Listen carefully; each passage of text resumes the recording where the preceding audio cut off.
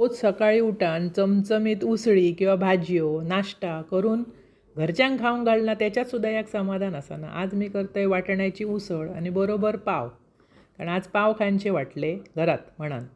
इकडे घेतले, त्याच्यात घातले तेल, फोडणेक कढीपत्तो आणि मोहरी, बारीक चिरून कांदो, बारीक चिरून टोमॅटो व्यवस्थित परतून घेतलं, किंचितसा मीठ घातलं. म्हणजे पटकन ना टोमॅटो शिजान बरो येता. आणि ह्यो कढई असत ना, हे वेगळा कसला तरी कोटेड असा, त्याच्यात पटकन शिजणत नाही, खूप वेळ तळसवीत राहायचं लागतं.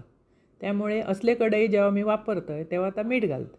वरसून घातलं आहे हळद, गरम मसालो आणि पावभाजी मसालो सगळा मिक्स केलं आहे आणि जरा पाणी घातलं आहे म्हणजे मसालो मिळान येतं.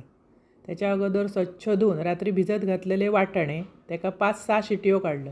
एक वेळा हिरवे वाटाणे अजिबात शिजणत नाही, कचकचित राहतं, त्यामुळे अंदाज येणार नाही. 5-6 काढले तर पीठ पण होतं. पण हे मध्यम शिजान येले. व्यवस्थित उकळी आल्यावर 2 चमचे कांद्या खोबऱ्याचा वाटप घातले. अप्रतिम उसळ लागतं. ह्याच्याबरोबर पाव खायचे किंवा पुरी. बघून वरसून चवीपुरता मीठ घातलं आहे, अगोदर घातलेलं आहे, वरसून कोथिंबीर. अशी करा, खावा, आवडतली तुमका आणि आवडल्या चॅनल सबस्क्राईब करा.